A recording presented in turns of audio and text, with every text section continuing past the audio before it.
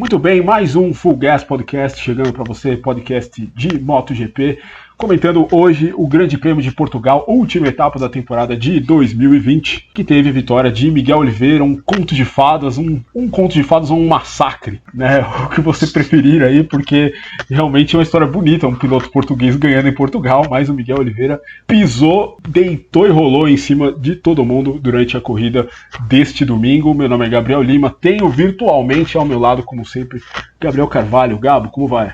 Tudo bem, Gabriel? Foi um passeio. Você falou conto de fada, eu lembrei do fato português.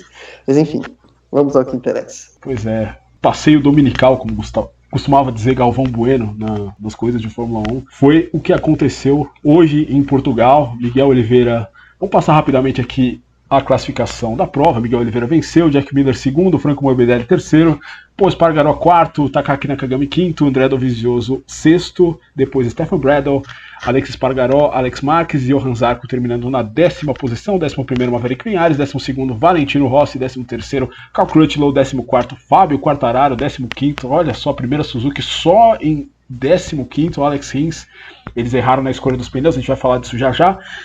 Danilo Petrucci 16º, Mika Kallio 17º e Tito Rabat 18º. Foram esses que completaram a corrida. Não faz nenhum sentido eu falar isso, Gabo, mas o Mika Kallio, ele bateu o Tito Rabat por 1 milésimo na linha de chegada para ver quem ficava em penúltimo.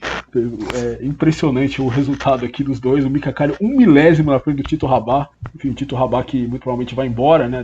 Muito provavelmente não, vai embora da MotoGP, não vai correr ano que vem. O Mika Kallio, eles que foram companheiros de equipe na Moto2 no ano que o Tito Rabat foi campeão. O Kallio ficou em segundo e, enfim, relembraram os bons e velhos tempos hoje lá em Portimão. No campeonato, o Juan Mir é campeão desde a última prova, você sabe, 171 pontos. Franco Morbidelli segundo, 158. Franco Morbidelli conseguindo aí, inclusive contrariando a gente, Gabo. A gente falou que o Rins poderia surpreender o Morbidelli. Na verdade, foi justamente o contrário, que mostra que nós não sabemos nada de moto velocidade. Rins fica em terceiro. André Dovizioso em quarto, ainda conseguindo aí descolar um quarto lugar mesmo com todas as dificuldades dele no ano. O último pódio do Dovizioso foi na Áustria, né? A corrida que ele venceu. Quem diria que o Dovizioso não conseguiria mais nenhum pódio até o final do ano. Pol Espargaró, de saída da KTM, ficou em quinto. Depois Maverick Vinhares, Jack Miller, Fábio Quartararo só em 8º lugar no campeonato, Gabriel Carvalho. Que beleza, só em 8º. Ele que liderou, até o Grande Prêmio de Teruel, ele chegou como líder do campeonato naquela corrida. E chegou em 8º, 2 pontos à frente do Miguel Oliveira, que venceu hoje. Takaki Nakagami em 10º. Enfim, depois tem Brad Binder, Danilo Petrucci, Johan Zarco, Alex Marques. O Valentino Rossi ficou em 15º no campeonato. Temporada nada boa do doutor, pior dele na carreira. E, enfim, por aí segue. Impressionante, Gabo, notar aqui a classificação do campeonato. O Alex Rins ficou com 139 pontos. O Miguel Oliveira ficou com 125. Ou seja, 14 pontos entre o terceiro e o 9º colocado no campeonato. Muito interessante isso, como um abandono, né, de qualquer um desses caras aí custou aí uma medalha de bronze para eles aí na cerimônia aí da fim aí de final de ano. Mas essa foi a temporada com muitas alternativas. Mas vamos falar dessa corrida, desse Grande Prêmio de Portugal, passeio do Miguel Oliveira. Gabo, acho que poucas vezes eu vi uma corrida um domínio tão grande de alguém, né, numa corrida de MotoGP. Normalmente as coisas nunca é como Fórmula 1, as coisas saem muito como planejado, o cara larga na frente e vai embora. Isso na moto, às vezes o cara tá com o melhor ritmo, mas ele acaba não largando tão bem, ou então acaba tirando a mão no final, não faz a volta mais rápida da prova. Mas não, o Oliveira largou, foi cirúrgico, largou o primeiro, fez a volta mais rápida, saiu da pole, obviamente, e ganhou a corrida, fez um Grand Chelem na corrida de casa, Gabriel Carvalho. Você apostava nisso antes desse final de semana? Não, ele até me surpreendeu com a pole position e me surpreendeu com o ritmo que ele apresentou durante a prova. Tá, ele conseguiu a pole no sábado, pensei, beleza, vai ter dificuldade durante a corrida, de repente. E não foi o que aconteceu, ele simplesmente foi embora. Depois de 5 voltas, salvo um desastre, já dava pra saber quem ia vencer, e era o Miguel Oliveira. Foi impressionante mesmo, foi até um pouco, assim, em termos de disputa, né, da prova que a gente gosta sempre de ver, de certa forma decepcionante para ele. Claro, foi muito bom, ele ficou feliz, venceu em casa, só faltou o público ali para celebrar com ele, mas a gente esperava uma corrida mais disputada, né, o que não aconteceu. Foi uma corrida bem morna, realmente. O Oliveira que teve, não sei se os nossos amigos viram, não sei se você viu, Gabo, mas na chegada da pista quinta-feira teve vários motociclistas fizeram um comboio atrás do carro dele para dar força, enfim, numa de estamos com você e tal. Foi muito bacana e muito legal, né? Por isso que a gente fala de contos de fadas, muito legal ele ter vencido exatamente essa corrida, tudo bem, né? Como você falou, sem a torcida, mas impressionante. O Oliveira, um grande ritmo dele e um grande ritmo da KTM, né? O Pol Espargaró, se não tivesse largado mais à frente, poderia sim ter feito mais nessa corrida, né? Ele tinha um ritmo bom durante os treinos, um ritmo similar ao do Oliveira, mas Portimão, Gabo, é uma pista legal. Acho que todos nós gostamos de Portimão, mas é uma pista que foi meio difícil de ultrapassar. Não é uma pista que tem muitos pontos de ultrapassagem, não. Não tem, mas até que a gente viu algumas ultrapassagens, assim, não foi uma coisa muito... Eu achei que poderia ser pior até, pelo perfil do desenho da pista, né? Até que a gente teve uma disputa ou outra. Só que ali para a entrada da reta, às vezes não era tão fácil conseguir chegar com ação suficiente, pelo menos na MotoGP, né? Na Moto2 a gente viu um pouco mais de ultrapassagem assim no final da reta, que o pessoal vinha com mais ação. Mas assim, acho que se a corrida não tivesse sido tão não fácil, mas tão ali monótona ali na frente, até que teria sido uma corrida boa, porque atrás as disputas estavam interessantes. O problema foi que na frente o Miguel foi embora. E aí o pessoal não teve nem chance de tentar mostrar a moto para ele em algum momento. Mas no meio do pelotão foi, para uma pista difícil de dificuldade de ultrapassagem, até que foi legal, nesse sentido. Melhor que Valência. E é engraçado porque nessa pista, você para tentar ultrapassar alguém, você precisa sair da linha do traçado. E o traçado é como os pilotos falam, é como se fosse uma montanha russa. Se você sai do traçado, você perde muito tempo, você perde meio que o flow da pista, né? E isso faz os pilotos perderem mais tempo ainda, né? Disputando e se ultrapassando, né? Foi por isso que a gente viu uma corrida de pack do quarto lugar para trás, assim. Na minha opinião, em Portimão, pelo fato de ter um traçado, da pista ser bem sinuosa ali, bem fluida, se você sai desse traçado, você perde muito tempo. Se você está disputando com alguém, você perde muito tempo. E isso fez meio que a corrida, os pilotos grudarem. Mas a gente teve disputas mesmo, como você falou, e a mais legal, a mais significativa delas foi no final ali, com o Jack Miller e o Franco Morbidelli. O Jack Miller fazendo o Morbidelli pagar ali os seus pecados por ter tirado aí a vitória dele na semana passada. Foi uma bela ultrapassagem do Miller, Gabo, e uma boa corrida dos dois também, né? Mais uma boa corrida dos dois, né? Mais uma. E dessa vez o Miller executou com mais precisão a estratégia dele. Ele deixou para a última volta, mas ele aproveitou o ponto que ele tinha e conseguiu bloquear qualquer tentativa que o Morbidelli pudesse ter ali. Eu acho que a única chance que o Morbidelli teve foi de dar o troco na curva, porque ele na saída da curva, né? Só que o Miller saiu melhor do que ele.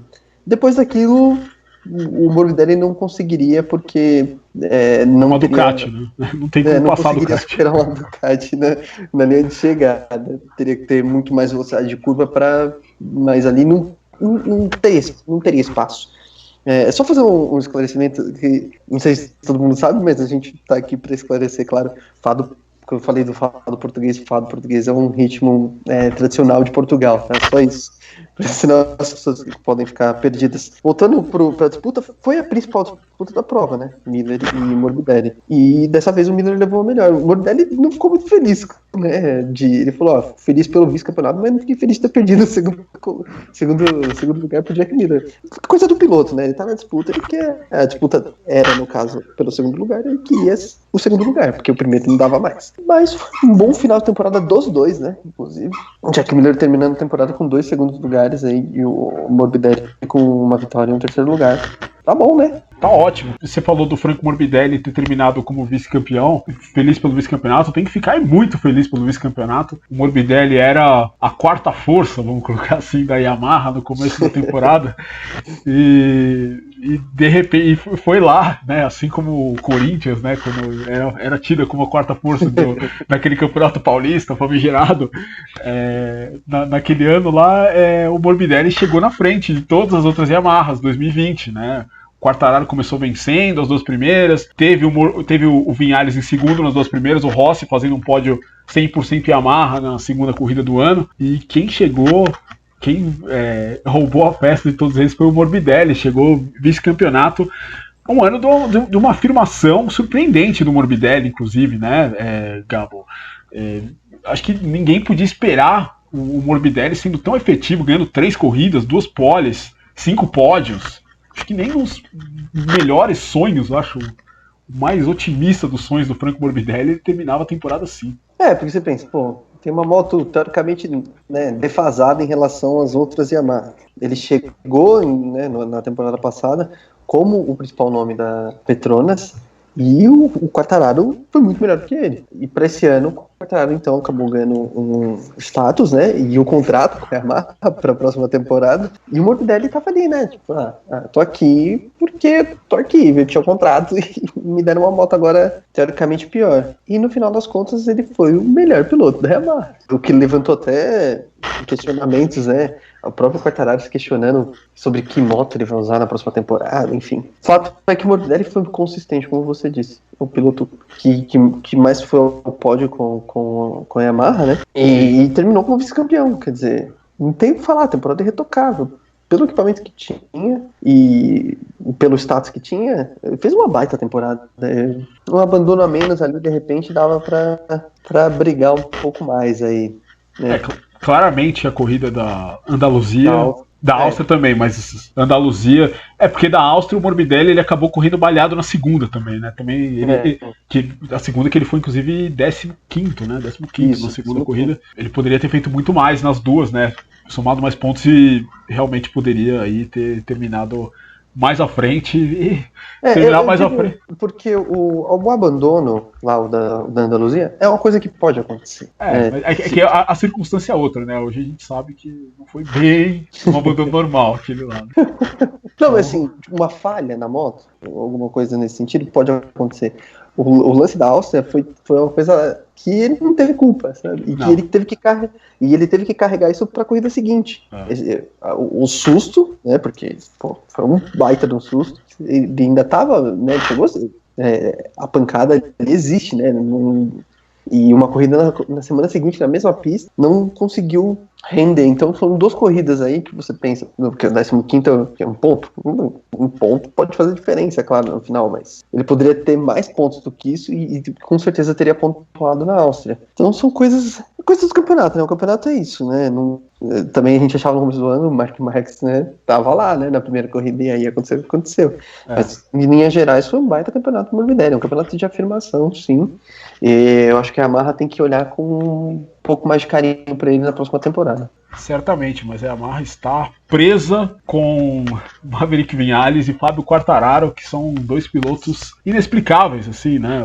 Principalmente o Viñales, a gente não vê o Viñales há muito tempo, assim, né? O Viñales ele começou muito bem na Yamaha e desde então, em 2017, desde então ele sempre tem as mesmas desculpas, é sempre a moto que não tá andando, né? Ele já trocou o box dele inteiro, né? Tinha ali no início, né? Ele teve a mesma equipe do Lorenzo e agora o Ramon Forcada está trabalhando com o Morbidelli, o Wilco Zarenberg foi exatamente para a equipe Petronas e as coisas não melhoram para o Viñales, né? O Viñales ele não consegue, não é que ele está andando no limite da Yamaha, ele não chega no limite da Yamaha há muito tempo, né? E acho que essa temporada mostra isso um pouco, né? O Viñales teve corridas inexplicáveis, assim como o Quartararo também teve, né?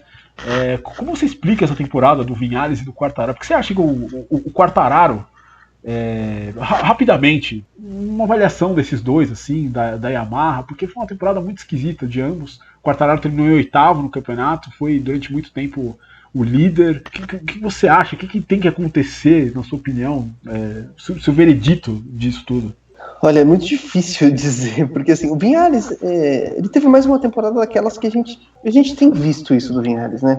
Num dia bom, ele vai ser muito rápido, ele vai ganhar a corrida, mas ele não consegue ter uma consistência, ele não consegue ser esse cara que é muito rápido e tá sempre na briga, por várias corridas ou uma temporada toda sendo consistente a ponto de brigar pelo título. E o Quartararo seguiu esse mesmo caminho esse ano. É incrível como ele não conseguiu ser consistente esse ano. Ele até falou que vai procurar trabalhar lá psicológico aí para 2021. Talvez ele precise mesmo, porque a gente sabe que ele é um piloto muito rápido, como a gente sabe que o Viñales é muito rápido. E o Quartararo parecia muito pronto para brigar pelo título esse ano. Do jeito que ele venceu as 2 primeiras corridas, parecia que ele estava pronto. E depois a gente viu que ele não estava. Porque não é só, essa pista é difícil para amar, mas essa outra pista também é difícil para amar. Ele não andou bem. Não é que a pista ele não andou bem.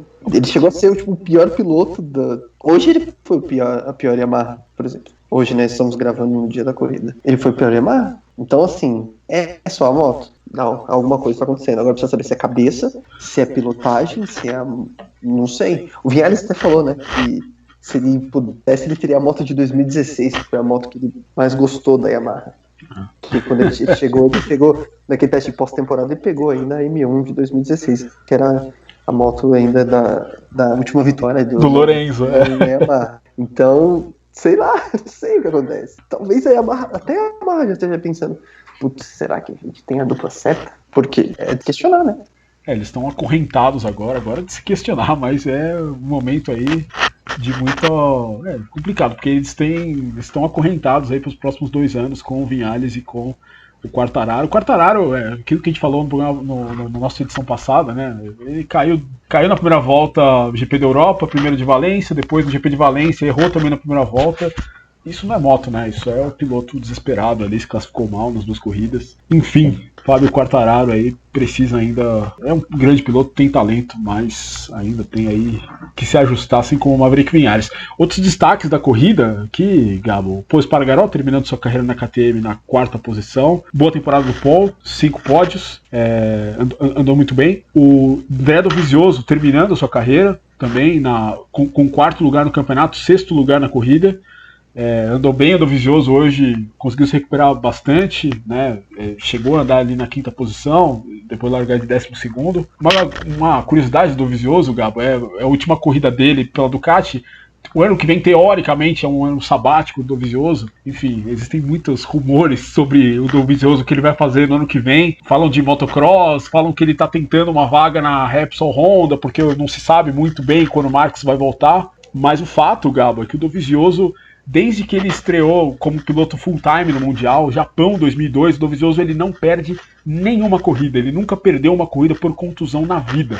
Isso é impressionante, porque são quase 2 décadas disputando o campeonato sem perder nenhuma corrida. O André Dovizioso é um piloto que vai fazer falta no grid, né? Vai fazer. Um piloto muito regular, como você disse. Até pela presença contínua nas corridas, mas é um piloto que sabe os caminhos para vencer. É que no final da passagem pela Ducati já não havia harmonia, né, entre ele e a cúpula, né, da Ducati. Então terminou até que ele terminou bem para um ano que foi triste em termos gerais, assim, nesse relacionamento do Dovizioso Ducati. Ainda, eu acho que é um piloto bom o suficiente para ter lugar no grid, mas não tem vaga, pelo menos por enquanto. Vamos ver o que ele vai fazer ano que vem, mas é um piloto que vai fazer falta, porque é um cara que não tem medo da disputa, né? A gente viu quantas vezes ele, né, nos duelos contra o Mark Marques, inclusive em duelo direto, ainda tem vantagem, né? Ainda tem vantagem ainda, né? Sim, o duelo direto tem, na verdade, toda a vantagem, né? O Marques ganhou uma só dele, né? Só da Tailândia. Só da Tailândia, né? 2018. Então, assim, é um cara que sabe como vencer o Mark Marques no duelo direto. Vai fazer falta? Vai fazer muita falta. Com certeza, o André Dovizioso, um piloto surpreendente, né? Que ele não era um piloto alfa até 3 anos atrás e de repente deu um estalo nele e ele virou esse piloto. Vai fazer falta, viu? A gente não falou ainda, né? Mas o Crutchlow, o Crutchlow ele é uma espécie de pioneiro também. A gente fala do Miguel Oliveira, que Portugal não tem tradição no motociclismo, mas o Crutchlow, ele é um piloto muito importante para a Grã-Bretanha. Ele é o cara que voltou a vencer, né? É o cara que voltou a botar a Grã-Bretanha no mapa. Obviamente, enfim, existiram politicamente, se tornou importante para a Dorna ter um piloto britânico. Quando o Crutchlow começou a despontar na Superbike, houve um movimento de vem para cá, né, porque o enfim, não tinha dado certo com o James Tozer na Tech 3, né? E o Crutchlow era um piloto mais novo e que tinha o mesmo potencial ali do Tozer no seu melhor momento, né? E chegou e fez uma grande carreira na MotoGP. Eu acho o Crutchlow andou em todas as motos. Tudo bem, caía mais do que devia, caía, né? Mas conseguiu vencer grandes corridas, né? Venceu aquela corrida na República Tcheca em 2016, corrida histórica, né? Um britânico não vencia em 35 anos, né, desde do Barry Sheene em 81, e depois venceu ainda na Austrália, uma corrida contra o Valentino Rossi, impressionante, e também venceu aí na Argentina, aquela corrida maluquíssima lá com, enfim, Johan Zarco, o Rins, o Miller também. Um piloto aí que vai deixar saudades também, porque é um cara que fala o que pensa, né? Exatamente, era o que eu ia citar agora. Um dos debuts mais legais desse ano do Cal Crutchlow, né? Andou tendo uma guerra de declarações aí com o Lorenzo, ficou interessante. E o Crutchlow que liderou o Armap hoje, inclusive, né? Então, ele foi mal na corrida, chegou em 13º, errou 2 vezes ali a primeira curva. Vai fazer falta. Vai fazer falta.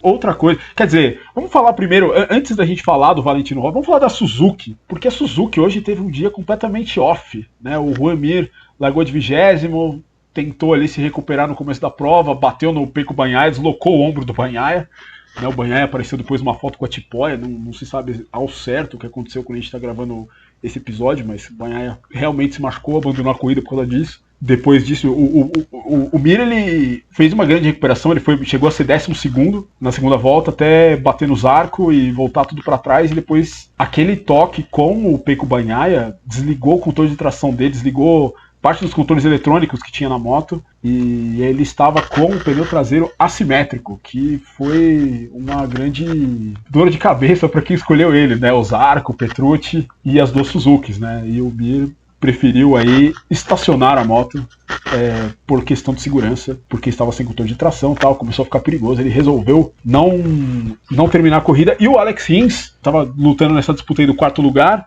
foi caindo no final, porque também acabou o pneu dele, né? O pneu assimétrico que ele estava usando era o pneu mais duro na direita e mais macio pro lado esquerdo. O pneu traseiro, né? Só que aí o lado esquerdo mais macio acabou no final da prova e os pilotos não estavam conseguindo andar. Essa corrida da Suzuki ela não fez muito sentido, mas eu acho que isso é meio que... Tudo bem, o Mir não saiu bem no grid, mas eu acho que devido a essa questão técnica do pneu, né, Gabo? Ainda bem que resolveu na corrida anterior, né? Se estivesse dependendo do... Então, porra. Imagina, o Morbidelli, se ele chega em 3º naquela corrida lá na Andaluzia, era campeão por 3 pontos hoje. Porque por causa de um abandono, de uma afobação do Mir, né? Inicial ali, né? Exatamente. Porque aquele toque os 2 toques, né? É coisa de quem tava indo com muita sede ao pote. Os 2 na mesma curva, inclusive. Curva ali. Podia ter arruinado o campeonato dele. Né? Uma escolha ruim de pneu, porque, digamos que ele tivesse continuado na pista e não tivesse tocado com ninguém. Provavelmente ele ia ter o mesmo problema do que o Rins teve no final da prova, e aí a coisa podia ir pro saco. Exatamente. Não, e assim, ele não... É importante que se diga, tudo bem, ele estava com um problema na moto, mas ele não abandonou pelo problema mecânico. Ele conseguiria ter continuado, mas ele decidiu parar. Não sei, a Suzuki foi o ano inteiro, conservou bem os pneus, tentou conservar bem aí nessa corrida, mas não deu certo. Não deu certo, não foi dessa vez. A Suzuki fez aí sua pior corrida e perdeu o título de construtores para a Ducati, né, que conquistou pela primeira vez desde 2007 o título, né, desde o ano do Casey Stoner, né, e inclusive a Suzuki ficou na 3ª posição. A Yamaha ficou com o 2º lugar. A Yamaha seria campeã de construtores se não tivesse tido 50 pontos aí tirados por conta das válvulas que custaram também ao Franco Morbidelli esse abandono aí no Grande Prêmio da Andaluzia.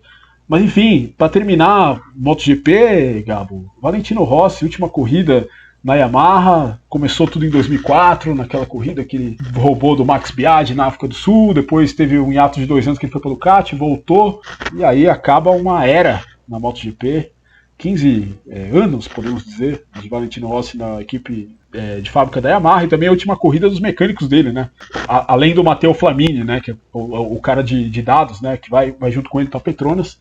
Os seus mecânicos, né? O Alex Briggs, que trabalhava com o Michael Durham, vai embora, né? Não vai continuar na Yamaha. O Gerd Coleman, que trabalhou anos na Yamaha, também não vai. E o Bernard Anziot, né, o francês, né, que veio com ele da Honda também, que trabalhou com o Michael Durham, também não estará na equipe no ano que vem. Suas palavras sobre Valentino Rossi, Gabo. Uma passagem que termina com... Também não vou dizer que é triste do jeito que foi a do Dovizioso com a Ducati, porque não há o atrito, né? Mas em termos de performance, foi uma temporada que ela parecia ter começado bem, né? Com resultados ali, o Valentino estava sempre no top 10 ali, né? Até o Grande Prêmio de San Marino. Depois veio uma sequência de 3 abandonos, assim, sozinho. Aí contraiu a Covid, aí quando voltou na primeira corrida abandonou, e as últimas corridas ele não andou bem. Hoje, acho que ele sofreu mais por ter largado lá atrás, porque quando você olha a corrida, ele avançou, então ele avançou relativamente bem, mas ele teve o problema de ter largado atrás. Na zona de pontuação, vai. Mas foi uma história bonita. Acho que a última chance de título foi de 2015 mesmo. Assim, chance real, né? Porque ninguém teve chance, vai. O Marques realmente foi. Mas assim. Acima de todos. Foi uma história que começou arrasadora. E talvez 2010 ele pudesse ser lutado ainda, mas o Lorenzo já estava numa fase muito. Aquele ano parecia que seria dele de qualquer forma, mesmo sem a fratura do Rossi. E depois aquele ato, né? Acho que até ele queria esquecer aquela passagem pela Ducati. E quando ele voltou, aos poucos ele foi, né, crescendo para chegar ali no ápice em 2015. Sim. Enfim, mas depois também, quando a própria... Ele e a Yamaha foram, né, juntos ali, perdendo a consistência, né? Tinha bons momentos ainda, mas foram perdendo a consistência. Também tem que levar em consideração que o Valentino já tá numa idade avançada, né? Então, assim, ninguém vai ficar andando no topo para sempre. Nenhum atleta vai render o máximo dele para sempre. A não ser que ele decida aposentar no auge da carreira. Aí, sei lá, que nem o Michael Jordan fez quando ele, que para mim é a aposentadoria mesmo dele, quando ele saiu do Chicago Bulls. Ele terminou no momento que ele foi campeão, com a cesta decisiva. Então ali ele terminou no momento que ele estava por cima. O Valentino, a gente sabe que ele não vai encerrar a carreira por cima, a não ser que ele surpreenda todo mundo ano que vem e brigue pelo título, o que eu não acho provável. Mas é uma história bonita, certo? Assim, em geral, uma história bem bonita. Muito bacana, né? Toda a história dele, acho que a gente vai precisar de outro podcast, inclusive, para poder analisar isso com mais profundidade, inclusive, todas as histórias, né? Porque vale a pena a gente explorar mais a história do Dovizioso, do Crutchlow, do Rossi, enfim, num outro podcast, enfim, que não seja sobre corrida. Exatamente, porque, enfim, a gente tem normalmente, quem nos escuta tem normalmente, sabe que a gente faz mais ou menos um podcast de meia hora. E o nosso bruto aqui já tá em meia hora, passou de meia hora, e isso, enfim, é um desastre esse podcast. Mas, enfim, perdão aí, mas hoje nós temos muitos assuntos e no próximo podcast também teremos outros assuntos. Mas para terminar o negócio de MotoGP, algumas curiosidades: é o primeiro pódio de pilotos satélites, só de pilotos satélites desde o Grande Prêmio do Qatar de 2004. Olha aí. Né? Qatar 2004, a corrida da maldição do Rossi para cima do Gibernal, aquela coisa toda que todo mundo conhece, né? O Rossi no grid de largada resolveu borrachar o grid e a Honda dedou, e depois ele falou que o Gibernal não ia vencer mais nenhuma corrida na carreira, o Gibernal não venceu mais nenhuma corrida na carreira. 9 vencedores na MotoGP esse ano, o recorde empatado com 2016, 8 vencedores seguidos, diferentes também, empatando com 2016, 15 pilotos no pódio esse ano. Dos 16 primeiros, apenas Takaki Nakagami não esteve no pódio. Desperdiçou várias chances, inclusive. Parabéns. Parabéns pro Takaki Nakagami. E hoje, Gabo, foi o melhor piloto da Honda no campeonato. A gente tá tirando essa Honda, mas ele foi o melhor piloto da Honda no campeonato. Só não foi pro pódio, né? A gente tirou tanto barato do Stefan Bradl aqui durante a temporada. O Stefan Bradl fez uma corridaça hoje, deixou o melhor pro final. 7º lugar, o Stefan Bradl. De parabéns. Aí se tivesse começado assim um pouquinho antes, tinha feito Poderia ter brigado pelo título. A gente levantou aqui a hipótese pra ele não deve ter ouvido a gente. Não ouviu, não escutou. Mas assim, um negócio interessante, Gabo, todos os pilotos que venceram hoje, nas 3 categorias, o Raul Fernandes venceu na Moto 3, Remy Gardner venceu sua primeira corrida na Moto 2, a gente vai falar deles já já, e o Miguel Oliveira, todos eles fizeram a pole a volta mais rápida e venceram a corrida. Isso não acontecia desde o Grande Prêmio do Japão de 2004, que todos os pilotos não ganhavam da pole fazendo a volta mais rápida. Enfim, uma estatística que não significa nada, mas não muda a sua vida, mas é engraçado. Que foi a corrida. A corrida do Japão foi exatamente antes da corrida do Qatar, inclusive naquela temporada, enfim. São 2004, 2000 e 2020 aí, fazendo aí só uma ponte. Interessante isso. Mas, enfim, vamos falar de Moto 2. Moto 2 que tivemos o campeão aí, Enea Bastianini, conseguindo o título da temporada. Ele que chegou na quinta posição. Remy Gardner, como eu falei, venceu a corrida, sua primeira vitória no Campeonato Mundial na Moto 2. E a primeira vitória de um Gardner, Gabo, desde Donington Park, em 1992. Foi a última corrida. Foi a corrida que o Wayne Gardner anunciou sua aposentadoria antes da prova e venceu a corrida. Com aquela corrida, não sei se os nossos amigos já viram depois, dá uma procurada na internet isso aí. É uma corrida que teve mancha de óleo na primeira curva, que vários pilotos caíram. Kevin Schwantz pegou a bandeira de óleo de um dos fiscais e começou a mostrar na pista para os outros pilotos. O Wayne Rainey caiu depois da corrida e não foi pro pódio. Uma maluquice, enfim. Mas foi a última vitória do Wayne Gardner e a primeira do Remy Gardner agora. O Remy Gardner que no ano que vem vai sentar num foguete, né? Vai ir para a equipe KTM, Ayo, enfim. E ele ganhou a corrida, o Luca Marini segundo, San Luis terceiro. Campeonato definido por quedas em treinos livres, né, Gabo? O Marini e o Lois, eles pareciam que tinham mais ação que o Bastianini, mas o Bastianini foi mais efetivo, né? Foi mais consistente, né? Mas assim, essa decisão foi bem tensa, né? Porque a qualquer momento tudo podia acontecer, né? Se o Bastianini caísse, se o Lois passasse o Marini e o Gardner, ele seria campeão, mas o Lois ainda tá baleado. Inclusive, correu no sacrifício, né? E ainda conseguiu, né, terminar no pódio. Então, vai ser uma boa temporada da Moto 2, eu achei bem interessante e legal que tenha chegado no fim com bastante gente com possibilidades matemáticas de título.